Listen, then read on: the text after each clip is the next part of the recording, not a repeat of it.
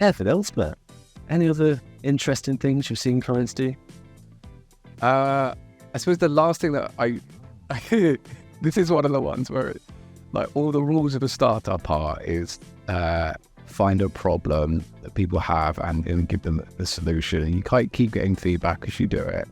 And you're like, there's a problem here, there's a problem there. Like, okay, we'll build that new part of the platform, we'll do that. So we've been doing a lot of that, and that's been really interesting.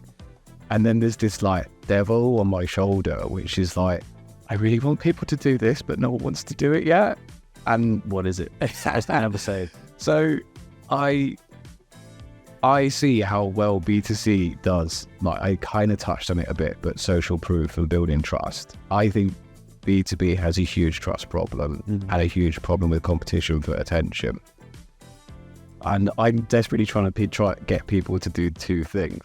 One is use more social proof in the experience of their page, which I kind of covered off, because I think that has difficult to measure but very nice benefits of like, we make great content, our audience loves it, they look like you, they're engaging with it, and that's really interesting.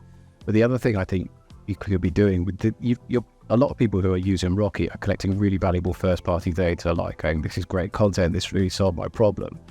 That social proof could easily be going into ads. It could be like going into social media assets. Like, you're like, do you know what? We've released a new report and HR teams are absolutely loving it, or tech teams are absolutely loving it. Here's a quote from one of our users who have read it.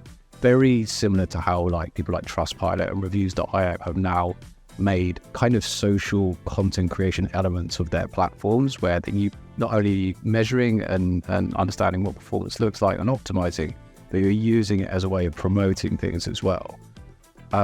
So I'm like, no one's asked for this, but I'm like, trust me, I think this will be so valuable that you actually start building trust in your brand in a slightly different way with that treasure chest of first party feedback that you're getting. That's super interesting. I'm imagining like a world where because we're all promoting content, right? We're paying for ads.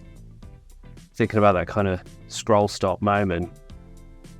This is a world where people are doing this the same way that you would release a trailer for a film or a poster for a film, and it's got reviews from The Guardian saying, this was absolutely fantastic. Adam Sandler was breathtaking with this film. But for a white paper, potentially, saying Gene from Account said this was spot on. I'm not interested. It does make me wonder if Gene from Accounts has the same pull as I don't know, NME magazine, for example. But it was time maybe Gene from Accounts was giving the opportunity. She needs to dive into his on. But I think there's value in it. It's something that B2B, you've got to try different things. You're competing so much now.